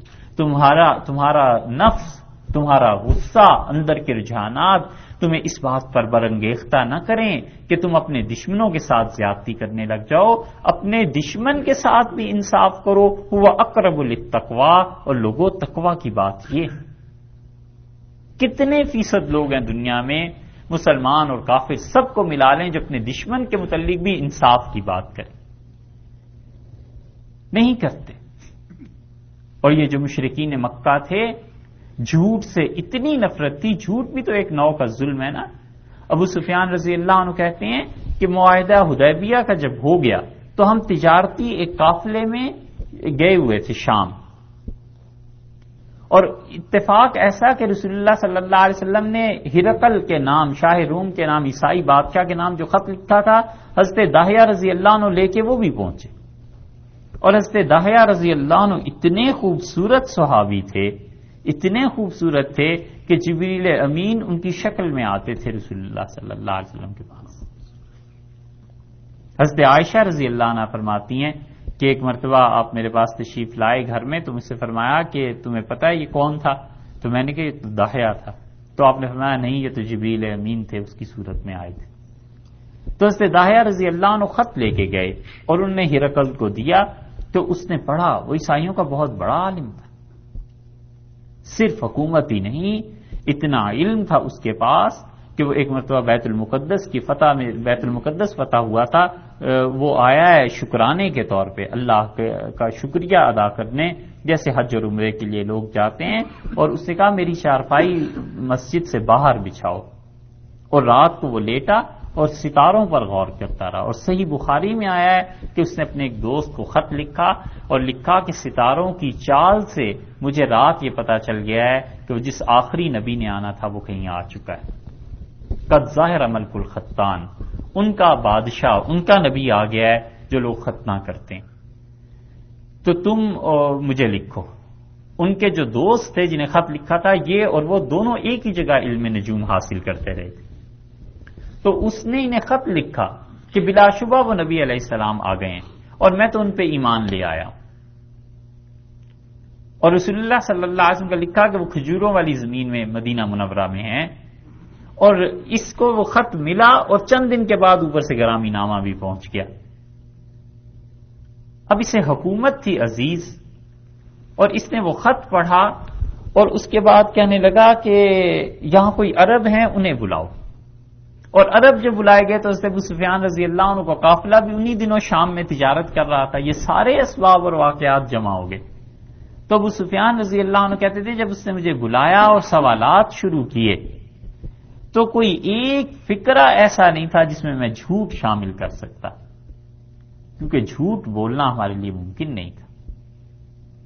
یہ مشرک ہونے کے باوجود، کافر ہونے کے باوجود جھوٹ سے اتنا دور تھے.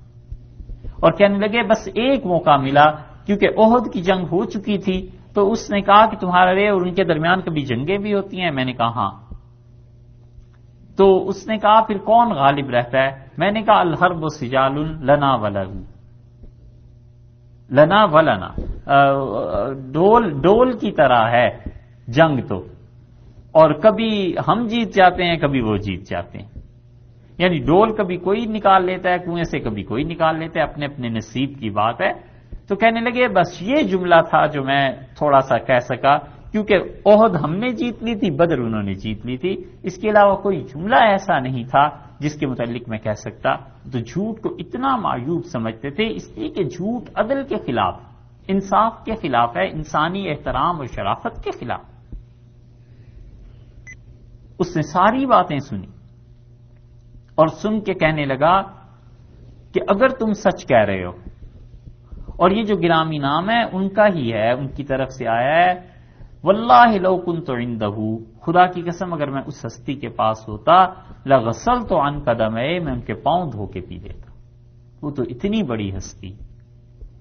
اور پھر اس نے کہا کہ اگر یہ سب کچھ سچ ہے تو یہ جس جگہ پہ آج میں بیٹھا ہوں، میرے پاؤں کے نیچے کی زمین یہ ان کے قبضے میں چلی جائے گی۔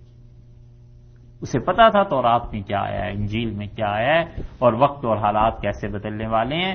اور پھر اس نے اپنے سارے عیسائی پادریوں کو بلایا ایک بڑے ہال میں اور سارے دروازے بند کرا دیے، اور اس نے انہیں بٹھا کر کہا کہ اس طرح اس آخری نبی کا ظہور ہو گیا ہے، تم لوگوں کا کیا خیال ہے؟ ہمیں اس پہ ایمان لے آنا چاہیے۔ وہ پادری اٹھ کے بھاگے، جب بھاگے تو دروازے بند تھے، تو وہ پھر اس نے پلٹایا انہیں اور کہنے لگا بیٹھو، میں تو صرف تمہاری رائے لے رہا تھا۔ اسے جب اندازہ ہوا کہ حکومت جاتی رہے گی تو اس نے کہا میں کوئی ایمان نہیں لا رہا، مجھے تو حکومت کا معاملات چلانے ہیں، میں تو تمہاری رائے لے رہا تھا۔ رسول اللہ صلی اللہ علیہ وسلم کو جب پتا چلا ان حالات کا کہ اس نے یہ جملے کہے ہیں، تو آپ نے فرمایا کہ حکومت کی وجہ سے مجھ پہ ایمان نہیں لایا، اور بات وہی ہوئی جو اس نے کہی تھی۔ اور اسی لیے غزوہ تبوک میں جب یہ آئے ہیں عیسائی رسول اللہ صلی اللہ علیہ وسلم کے سامنے، تو اس نے پیغام بھجوایا کہ میں آپ کو ابھی بھی سچائی سمجھتا ہوں۔ تو رسول اللہ صلی اللہ علیہ وسلم نے فرمایا کذب عدو اللہ، اللہ کا دشمن مجھ سے جھوٹ بولتا ہے، انہ لعلی النصرانیہ، یہ ابھی تک عیسائیت پہ قائم ہے اور مجھے دھوکہ دینے کی بات کرتا ہے۔ تو یہ جو جھوٹ تھا یہ مشرکین مکہ بھی داخل نہیں کر سکے۔ تو عدل جس چیز کا نام ہے، انصاف جس چیز کا نام ہے، یہ ساری انسانی خوبیوں کا مجموعہ ہے۔ اسی کے لیے یہ تینوں چیزیں کنٹرول۔ اب آپ ریورس میں چلیں تو عدل جو پیک ہے، عروج ہے، اس کے نیچے یہ تین ہی پلرز کھڑے کہ انسان کا غصہ، اس کی عقل اور جنس تینوں کنٹرول میں رہیں، اور ان کے کنٹرول کے لیے پھر آپ ذرا سا ریورس میں جائیے تو اسی کے لیے ذکر کیا جاتا ہے، اسی کے لیے اللہ کے نیک بندوں کی صحبت اختیار کی جاتی ہے، اسی کے لیے مشائخ سے تعلق رکھا جاتا ہے، اور اسی کے مطابق ساری باتیں ہوتی ہیں۔ اس لیے جب عدل آ جاتا ہے تو پھر جو بھی شریعت کے خلاف بات ہے پھر کوئی نہیں برداشت کرتا۔ کسی نے حضرت چراغ دہلوی رحمۃ اللہ علیہ سے کہا، جو خواجہ نظام الدین اولیاء رحمۃ اللہ علیہ کے خلیفہ تھے، ان کے جانشین تھے، کسی نے کہا حضرت لوگوں کو خانقاہ میں جمع کر لیا کریں اور اللہ کی حمد و ثنا پہ، رسول اللہ صلی اللہ علیہ وسلم کی تعریف پہ مشتمل نعتیں حمد سنا کریں۔ تو حضرت نصیر الدین چراغ دہلی رحمۃ اللہ علیہ اس محفل کو منعقد کرنا کہ لوگوں کو اکٹھا کیا جائے، اگرچہ بعض فقہاء نے اجازت دی ہے مگر وہ خود فقیہ تھے، وہ کہتے تھے اس کو شروع ہی نہ کرو، ایسے نہ ہو بعد میں جا کے کیا کیا بن جائے۔ اسی بنیاد پہ بعد میں قوالی بن گئی کہ پہلے تو آواز اچھی تھی، اس کے ساتھ ساتھ ساز بھی لوگوں نے ڈال دی۔ تو انہوں نے کہا میں خانقاہ میں اجازت نہیں دے سکتا، نہ میں ان چیزوں کو پسند کرتا ہوں۔ تو کسی نے کہا حضرت نظام الدین اولیاء رحمۃ اللہ تو اجازت دیتے تھے، ان کے سامنے خسرو پڑھا کرتے تھے، فلاں پڑھا کرتا تھا، تو انہوں نے صاف کہا اور بڑی اونچی آواز سے کہ فعل و قول مشائخ ما حجت نیست، لوگوں ہمارے مشائخ کا کوئی قول اور کوئی فعل وہ دلیل نہیں بن جاتا شریعت۔ یہ عدل ہے نا۔ حضرت نظام الدین اولیاء رحمۃ اللہ نے جو کچھ کیا تھا وہ کوئی شریعت کے خلاف نہیں تھی، لیکن وہ ایک اجازت تھی۔ انہوں نے اجازت سے آگے بالکل اس چیز کو ختم ہی کر دیا، یعنی جیسے کوئی انسان مباح کام نہ کرے، اسے ڈر ہو کہ آج میں مباح کر رہا ہوں، کل کو یہ حرام میں بھی جا سکتا ہے، تو مباح کام کو بھی انہوں نے چھوڑ دیا. اور انصاف کی بات انہوں نے یہ کہا میرے مشائخ کا قول اور عمل حجت نہیں، کوئی کتاب و سنت سے کوئی دلیل. اور یہ کیا بات ہوئی ہمارے شیخ ایسے کرتے تھے لہٰذا ہم بھی ایسے کر لیں گے. یہ سب کی سب چیزیں اسی لیے کہ بنے ہوئے لوگ تھے. ہم اسی دور کا ایک واقعہ آپ سے اس لیے عرض کرتے ہیں کہ اب بھی ایسے اللہ کے بندے پائے جاتے ہیں. ہمارے مشائخ میں سے ایک بزرگ، اور کسی کو انہوں نے کہا کہ بیماری کی وجہ سے حکیم صاحب نے یہ چیزیں جو تجویز کی ہیں وہ لے آنا، تو ان کے جو بھی مرید تھے انہوں نے کہا کہ شہد کہیں سے ڈھونڈنا ہے، مارکیٹ میں جانا ہے. تو میں نے ان سے پوچھا کہ شہد کو کیا کرنا ہے؟ انہوں نے کہا دودھ میں ملا کر اور وہ حضرت کو دینا ہے کیونکہ صحت ان کی خراب ہو رہی ہے یہ چیزیں. تو حضرت سے میں نے عرض کیا، میں نے کہا حضرت دودھ میں شہد، یہ تو حدیث میں منع آیا ہے، رسول اللہ صلی اللہ علیہ وسلم نے فرمایا دودھ میں شہد ملا کے نہ پیا جائے. تو وہ